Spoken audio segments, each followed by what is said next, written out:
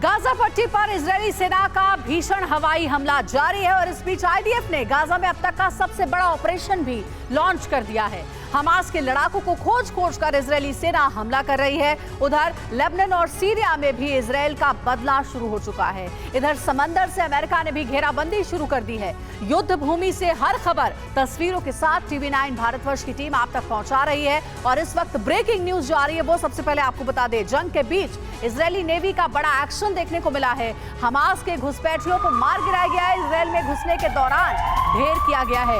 Ashkelon इलाके में Israel की यह बड़ी कार्रवाई जारी है।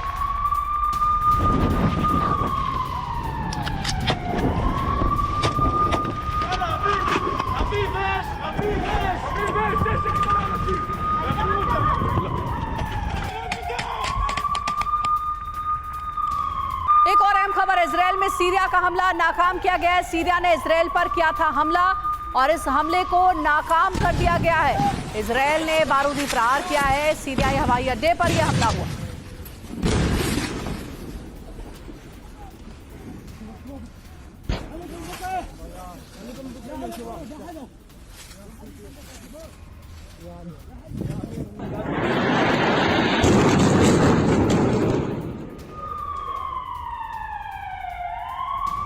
और देखिए एक और बड़ी खबर, इजरायली शहर अश्केलोन पर भीषण बमबारी।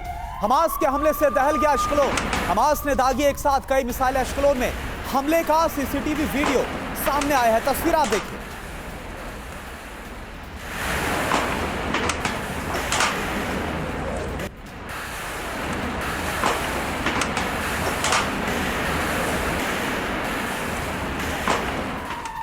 और एक और बड़ी खबर अश्केलोन से ही है, जहां पर हमास का रॉकेट से जो प्रहार हुआ। रॉकेट हमले के बाद अफरा तफरी का माहौल हो गया। इजरायली डिफेंस सिस्टम आयरन डोम का फिर एक्शन देखने को मिला। हमास के रॉकेट को हवा में ही उड़ा दिया।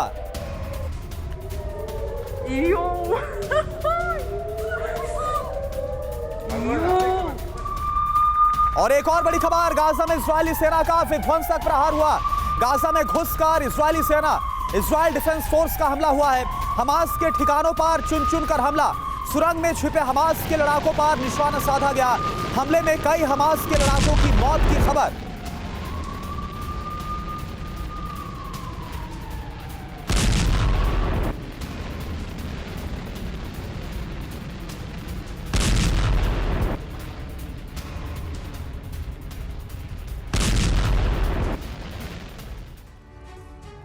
और चलिए अब आपको ग्राफिक्स के जरिए पूरी डिटेल देते हैं। गाजा में जिन सुरंगों पर इजरायल ने हवाई हमला किया, ये जानते हैं वो सुरंग कितनी रहस्यमयी है और जहां पर हमास के लड़ाके छिपे हुए हैं। पूरे गाजा पट्टी करीब 41 किलोमीटर लंबी और तकरीबन 10 किलोमीटर चौड़ी है, यानी कि 365 स्क्वायर किलोमीटर का पूरा ये इलाका है। लेकिन इतने से छोटे क्षेत्र में 1300 से ज्यादा सुरंगें बनाई गई है, जो 500 किलोमीटर के दायरे में फैली है। ये टनल जमीन के नीचे 10 से 12 मीटर की गहराई में है। इनकी ऊंचाई 107 मीटर है और चौड़ाई 101.8 है। 1.7 इसकी ऊंचाई है और 1.8 इसकी जो चौड़ाई है। कुछ इस तरह से सुरंगों का जाल बिछा रखा है और ये तक कहा जाता है कि ये एक बहुत बड़ी ताकत है सुरंगे हमास के लिए। हमारे साथ जो खास मेहमान है उनका आपसे तारुफ करा दे। Major general Brajesh Kumar sir इस वक्त हमारे साथ अब जुड़ रहे हैं, ज्वाइन कर रहे हैं। इसके अलावा colonel MK Singh sir as a defence expert, professor Satish Kumar हमारे साथ विदेश मामलों की जानकारी। एमके सिंह सर, ये जो सुरंगें हैं ये कितनी बड़ी ताकत है हमास के लिए और इन्हें खत्म करना, इन्हें तबाह करना इजरायल की सेना के लिए कितना जरूरी हो जाता है? देखिए, ये सुरंगें बहुत ही मजबूत हैं और इसका बहुत सहारा लेता है हमास हमेशा से बचने के लिए और अपने रसद को छुपाने के लिए। लेकिन अभी ऐसी आशंका जताई जा रही है कि हमास जो है काफी हद तक इस इलाके को छोड़ के जा चुका होगा। वो अपने आप को यहाँ पर, मैं चाहूंगा थोड़ा एमके सिंह सर, इन सुरंगों का जाल कहां पर ज्यादातर बिछा है, यहाँ पर आप आइए। देखिए कि गाजा पट्टी ये जो पूरी नजर आ रही है, थोड़ा इसमें आप क्लियर हो रहा है ज्यादा। गाजा सिटी में सबसे ज्यादा इन सुरंगों की मौजूदगी बताई जाती है, क्योंकि ये बहुत डेंसली पॉपुलेटेड एरिया भी है। और उसके अलावा पूरे इसमें ही बेर अल बलाह में भी इसका काफी, हाँ वहाँ भी काफी इसकी मौजूदगी पाई गई है।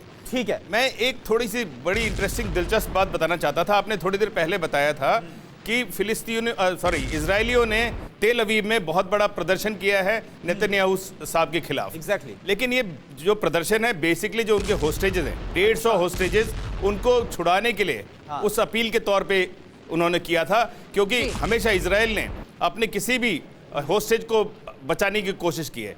एक एग्जाम्पल देता हूँ, 2011 में एक उनका सैनिक जो 5 साल से वहाँ पे गाजा पट्टी में कैद था, उसका नाम था गालिद शिलात। ठीक है। उसको छुड़ाने के लिए 1000 फिलिस्तीनियों को छोड़ना पड़ा था सही कह रहे हैं सर आप। इससे पहले हमने देखा कि इजराइल अपने बंधकों को छुड़ाने के लिए हमास के साथ बार्गेनिंग करता था, और जो आपने जिक्र किया वो बिल्कुल सही है कि इससे पहले जब इजराइल की ओर से बंधक हमास ने बना लिया था कुछ लोगों को, तो उसके बदले में 1000 हमास के लड़ाकों को छोड़ा था इजराइल।